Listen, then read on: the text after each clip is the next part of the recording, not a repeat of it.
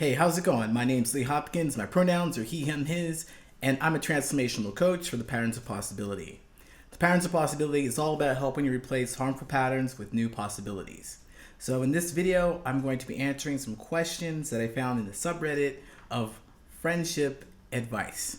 Now, I'm not a psychologist, not a counselor, I'm not a doctor of any kind, but I'm a transformational coach who helps people build genuine connections. So that's what I'm going to do in this video. I'm going to apply some of my expertise and my experience to some of these questions. So, ready? Let's go.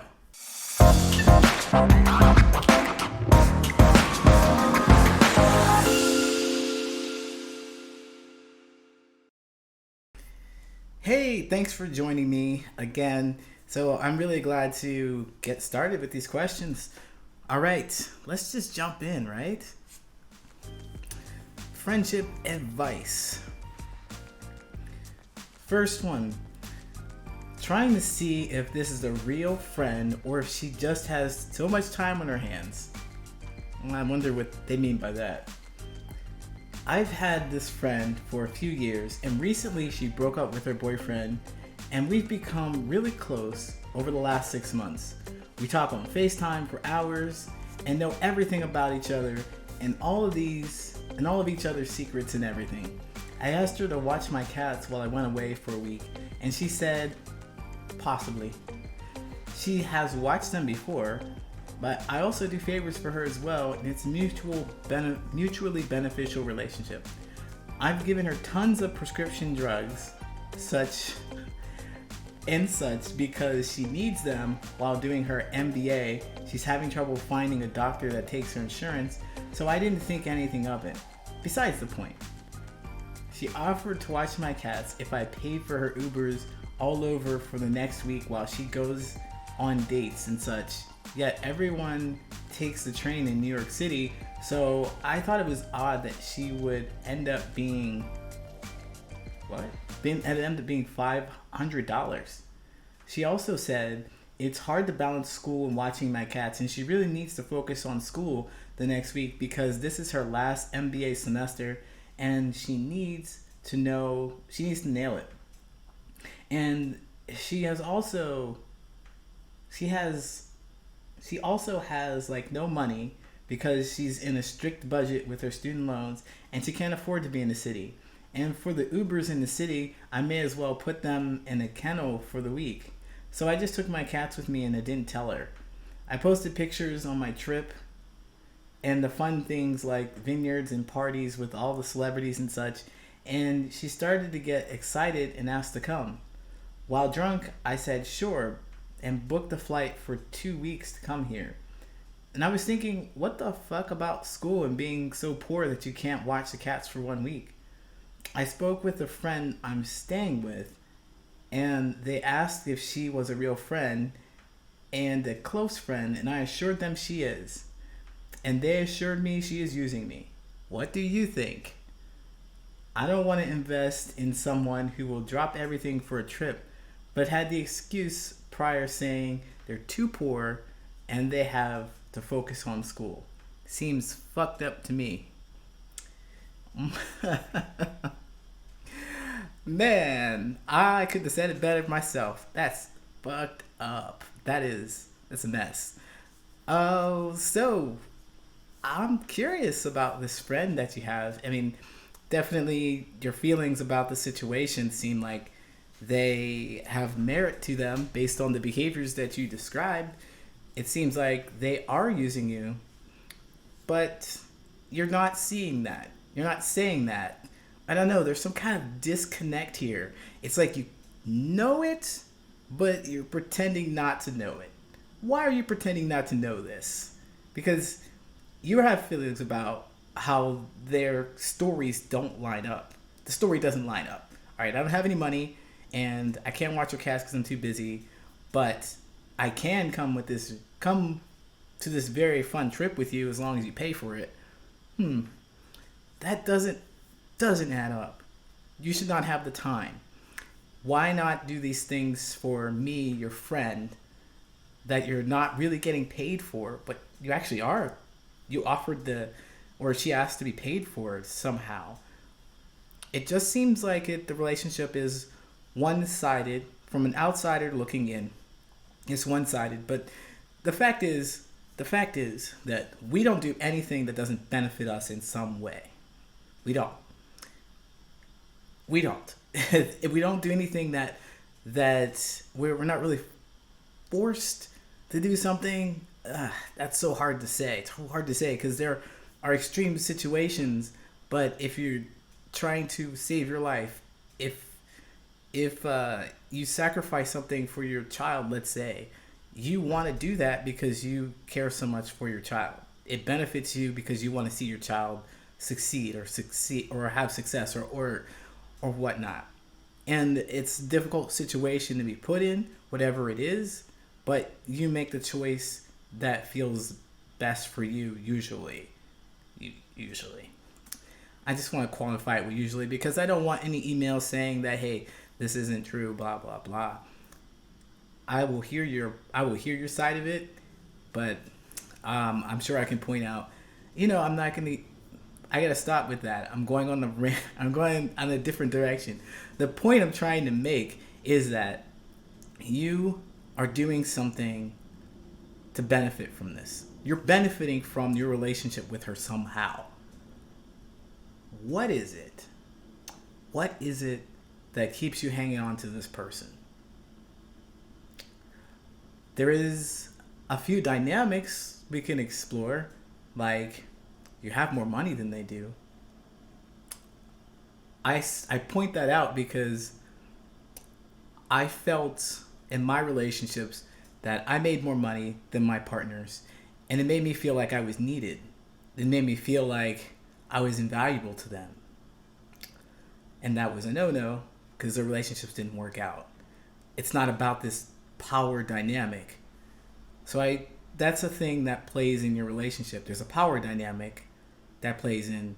You clearly have funds available for you, and it seems like they're having a more difficult time, if indeed that is what they're saying. But you do get the ability to give to them and be valuable to them. So just think about that. What else are they providing for you in your life? What makes them a good friend? A good friend to me is someone who can listen to my thoughts and my feelings. Someone who can get me together if I'm really messing up. Somebody who really knows my ins and outs. And when I'm saying some BS, I'm talking bullshit, and I'm not making any sense, they're going to say, hey, you don't make any sense. What are you talking about? Let's talk this out. Let's think about what's going on. That's a good friend to me. A good friend, they don't have to loan me money. A good friend doesn't have to do things for me. Many of my good friends are in different places, live in different places, since we're all adults. What is it about this relationship that makes you want to keep it? So, what do I think? I think it's fucked up. But there's two people in this relationship. I think that you could just cut it off if you wanted to. But what's stopping you from doing that? The answer, well, do some soul searching, figure it out, and you'll see where this relationship goes. If you don't find anything that they can do for you, I guess the exercise I would say for you to do is to write down those things that they do for you and be specific about what makes a good friend. Be specific. Don't say, oh, they're always there for me. No. How are they always there for you? Did they cry on your shoulder? Do you cry on their shoulder? Will they call when you come? Do they support you in these ways that are very important to you?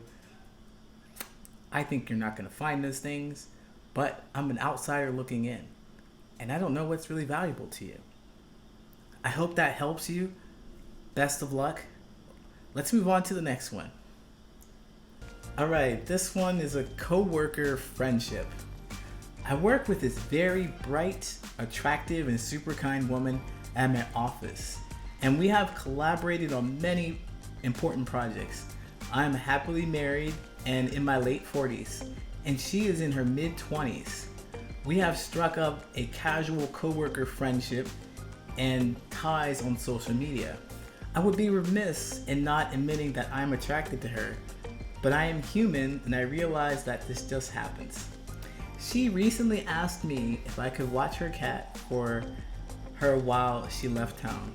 I declined because it felt like I was crossing a boundary that shouldn't be crossed. She seemed a little hurt by it, but I want to continue being cordial at work and an acquaintance and nothing else. I am beating myself up about it now because my excuse to not do it was super lame, and I guess I would have actually done it for the other coworker friends. I am just trying to be very careful about boundaries with someone who I feel a real kinship and honest attraction toward. I think she scrambled to find someone to watch her cat. What are others' thoughts? Whoa, hey, I like this one. What are others' thoughts? What are my thoughts about this?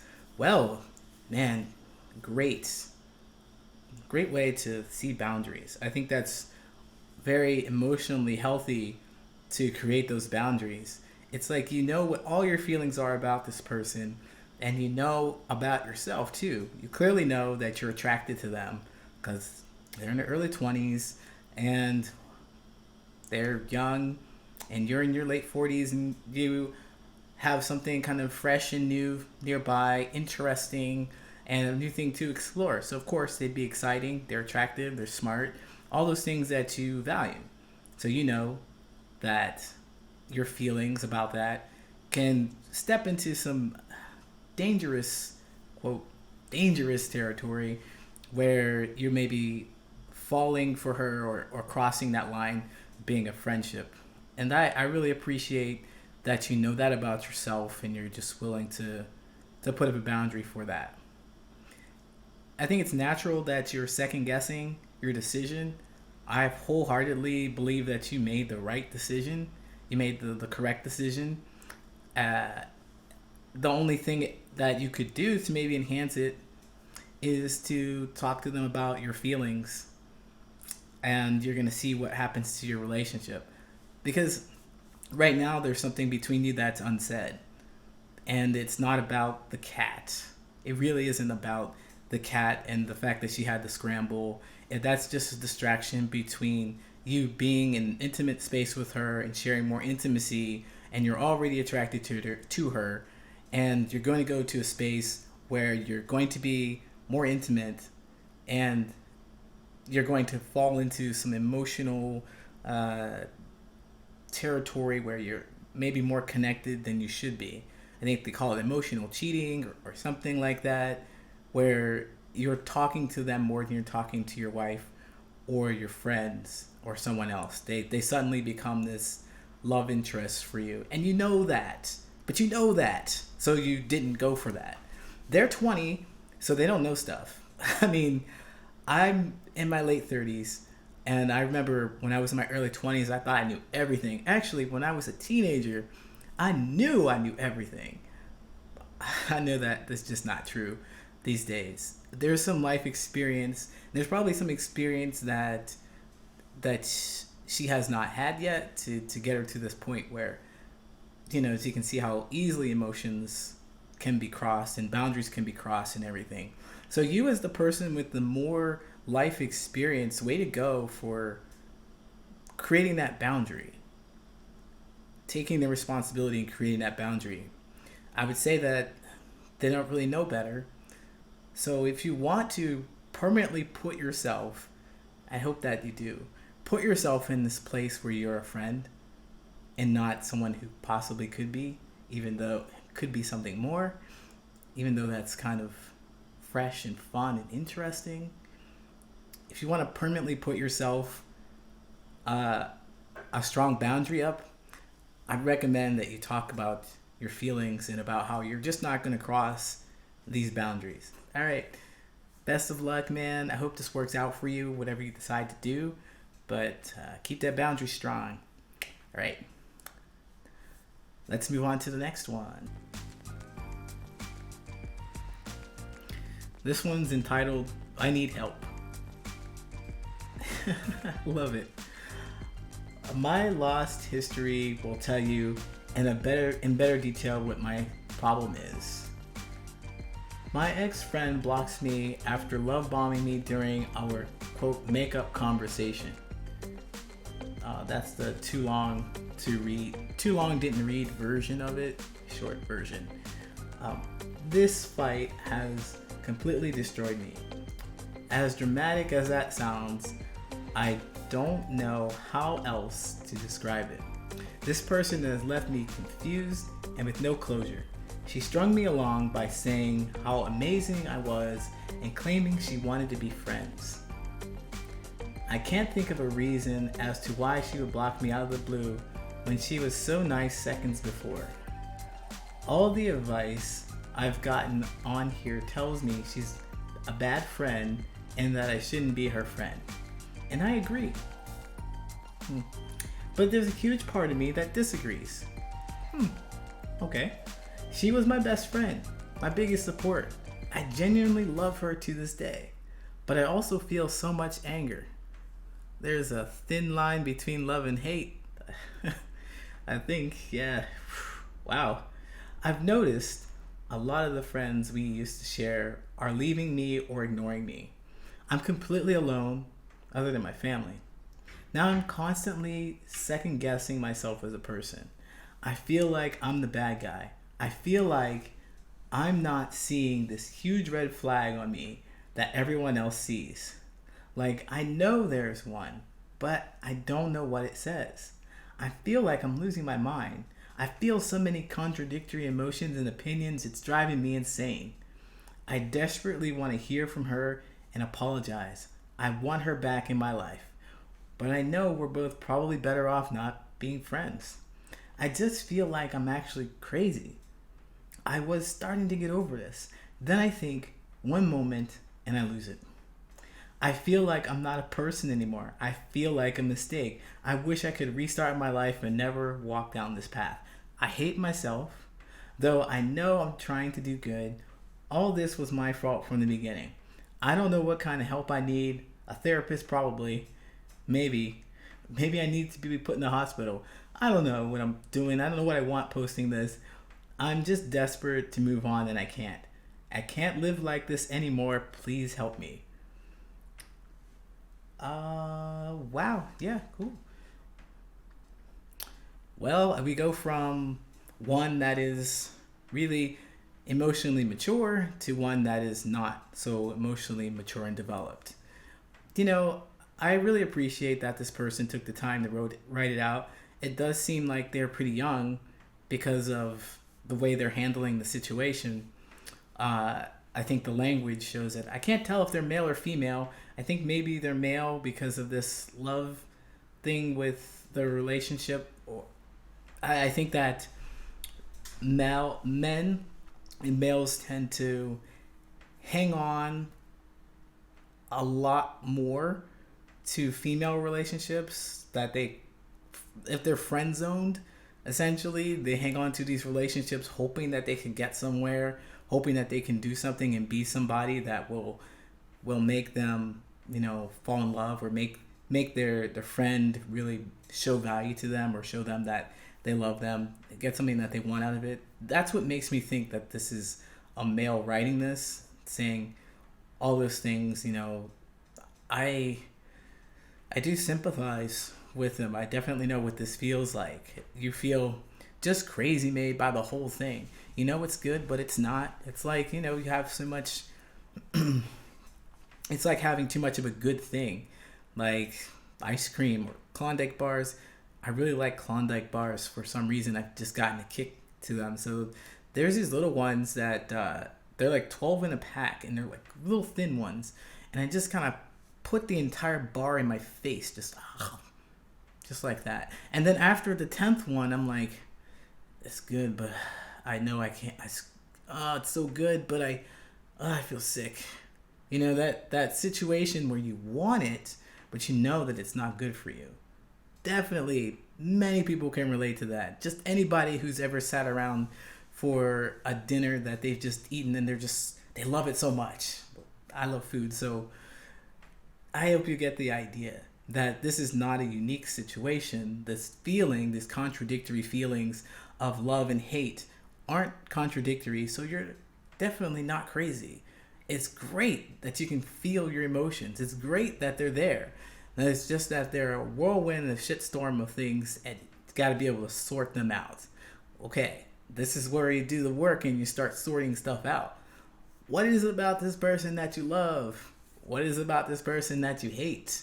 I recommend taking a look at them and writing them down, and be specific with the actions. Be specific about it. Don't say they're always there for me, or that they're important to me, or I like the way we play, or the way they smile. I like how we hang out together.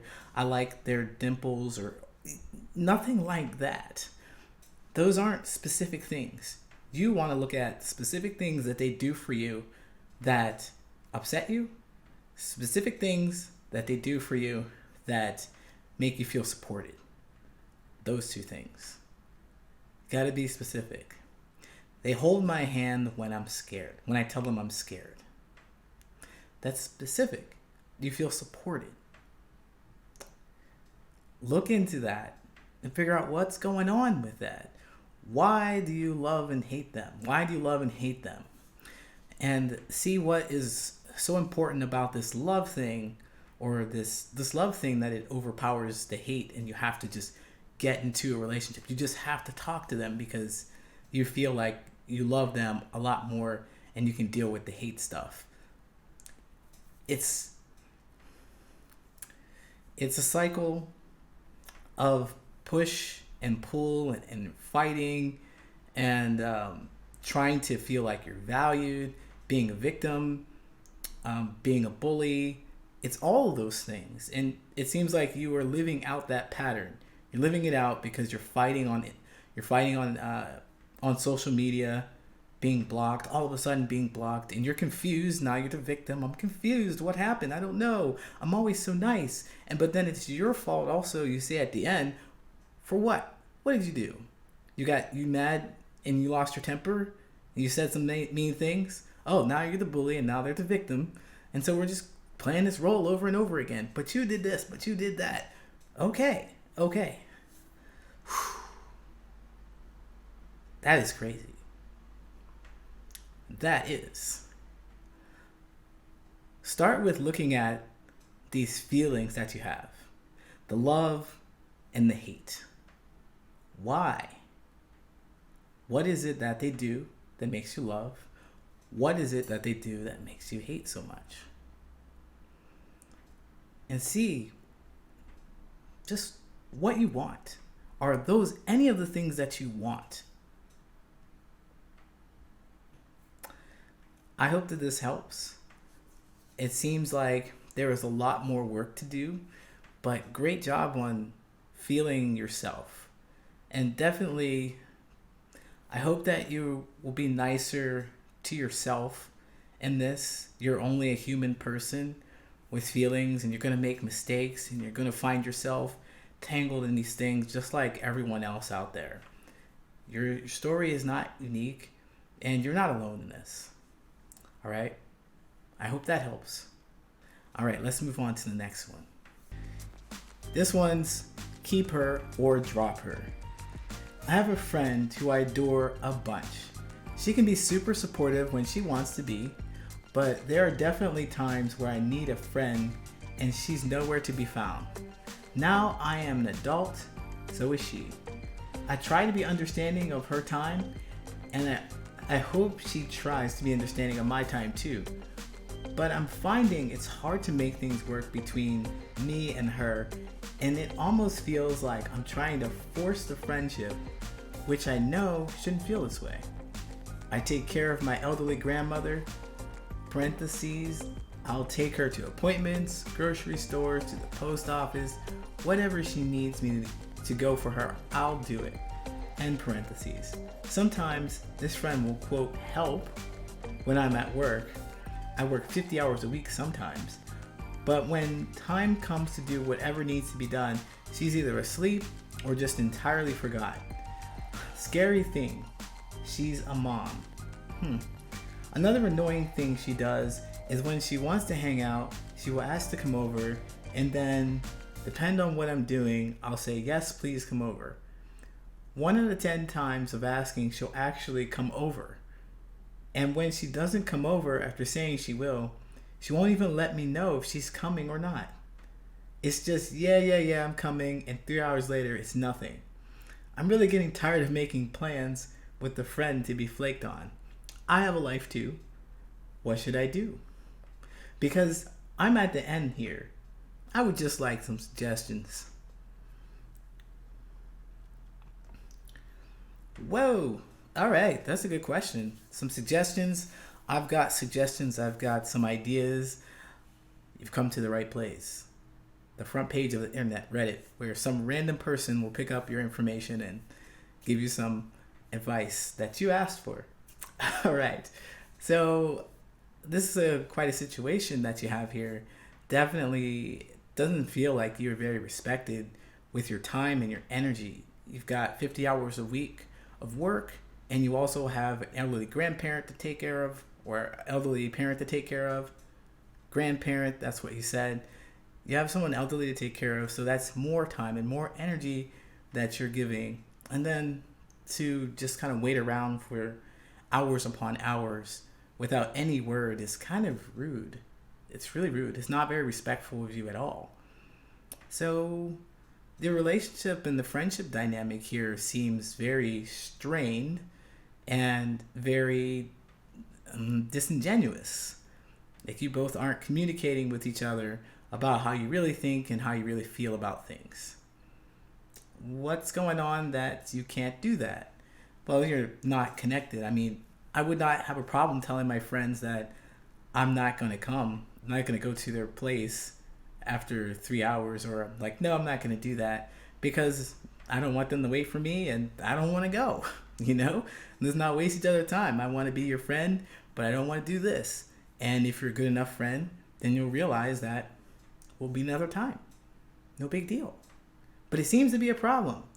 A little thing like that seems to be a problem in the relationship with you two. You're both friends, and I wish I had more context to this. I wish I had more information to see how you two behave with each other. I hear that she's a mom, and she also helps you with your grandmother. So those are some really nice qualities that she has. She's able to help you, but she's not being honest with you. And I wonder if it's because something that you might do. Like, if she is honest with you, are you okay with what she says? If she says, hey, I don't want to come over, then do you get mad? Do you blow up? Do you say, see, this is always your thing. You always say that you want to come over, but you never do. So I'm tired of this, and I really wish you'd come over. We didn't hang out for a long time, blah, blah, blah. Do you respect what she says? Think about that. Just think about it. Put yourself in a situation where she has told you something that you didn't really like, that made you feel uncomfortable. Think about that last time she fell asleep or said she was sleeping when she was going to help you.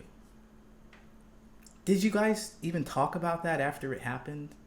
Like this 3-hour thing? Did you just say, yeah, okay? And the next time they do it again, yeah, okay, man, I was waiting for you, and you don't really hold them accountable for it. If you want your friendship to grow, you have to start being a little more vulnerable. You have to start telling them how you feel and also receiving what they feel. So I don't know why she doesn't want to come over. I don't know why she doesn't say that she doesn't want to come over, but I think it has something to do with your reaction to it. Think about that. Think about it.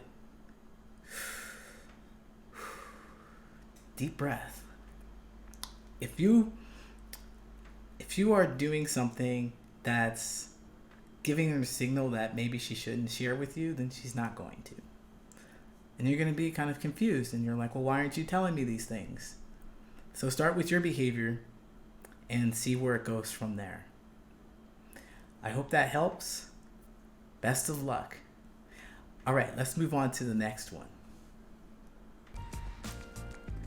This one's entitled, I've Lost My Best Friend. Oh no.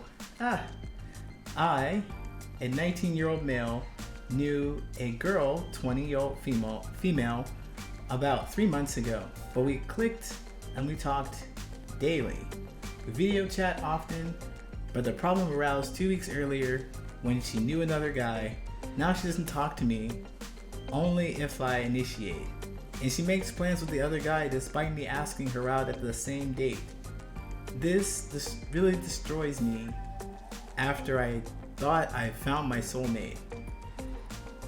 I'd asked her about this guy before me, and she's just someone. I've asked her about this guy before, and she said he's just someone you don't need to worry about. But unfortunately, my worries became true. Now I'm back at point zero. I hate myself, I have no friends, and loneliness is killing me. Alright, this one, there's no question. There's no questions in there. They're just basically declaring that the life sucks and everything sucks. I understand this. I definitely get this. I wanted to talk about this one because all these things just feel so real to me. This rejection that you're facing, and after 3 months you're feeling like you really love a person, and honestly that scares the shit out of me. What? You don't even know me. 3 months? Wow, 3 months? But you are a young man, you are young, so those feelings do kind of pop up like that when we have younger people. So it just really seems like it's too much, too fast. It's scary. It scares me. And I'm just way over here reading your posts, but it scares me. You just want too much from this person too quickly. And you said that they're a friend, but you're not talking like you're friends. You're being covert about it. You're not saying, I want to date you. This is not what it's about. Best friend? Best friend? Dude, I have so many feelings about this because the best friend after 3 months, they're just a person that you met.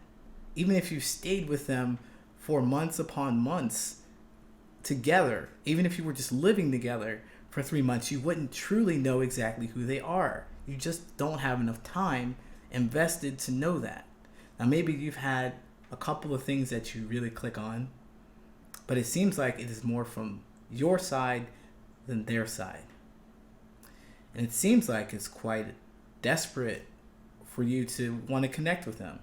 No shame in that. I say that with no shame, by the way, because I've done the same thing. And it's just what you do when you feel lonely. You grab for whatever's close and whatever you think will work for you. And you hang on to that thing. And it sucks because it seems like they are the only person that you can talk to, because you're posting out here on Reddit. You don't have anyone to process this with. No family to share with. No one who will tell you that, I know this hurts, but things will get better. Or someone that you can just complain to about, like, you do all this, I did all this stuff for her, and I can't believe that she just left me. She told me that she was just hanging out with this guy, but now she's dating him, and I wanted to date her. I can't believe this. There's no one around for you to vent to like that. And it's definitely a lonely place, lonely feeling. I take a deep breath for myself because I feel that. I do. Deep breath. I know. So you didn't really ask for any advice or anything like that. But the best thing that will help you, the only thing that I think that you need in this situation, well, there's more things. One of the things that will really benefit you, one of the things that you can do for yourself is to start learning more about you. Start learning more about who you are and what you want in life. Start figuring out what you're good at. Go try a bunch of things. What you got to do to attract the person that is going to be your best friend is to be your genuine, authentic self. Always. 99% of the time, you want to do things. And when I say genuine, authentic, you're always being yourself, because who else can you be, right? What I mean is that when you're doing things, you want to make sure that they're things that feel fulfilling to you, that they serve some kind of purpose for you, and that they enrich your life in some way. That's what genuine and authentic means. To be like that. To be true to your entire essence, whatever that is for you. So, what is it that you like to do for fun? Your loneliness will start disappearing when you start finding these things that bring you joy. When you start doing things that challenge you, when you start becoming curious about your world and how you affect your everyday life, or you affect people's lives. I recommend that you find something that you like to do, something that you enjoy that's stimulating. Don't watch TV. No, don't watch TV unless you're learning something from the television. Don't get caught up in watching TV. You don't want to have your brain kind of shut off and be passive. You want to make that thing think. You want to make it work. All right?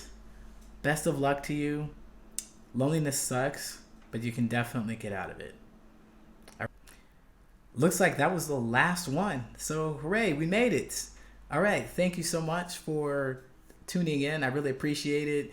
All of you who posted on Reddit, thank you. Again, you didn't ask for me to answer your questions, but I did, because you put them out there for us in the universe, and I happen to scoop them up. They feel so much like everything that I've experienced before in my life.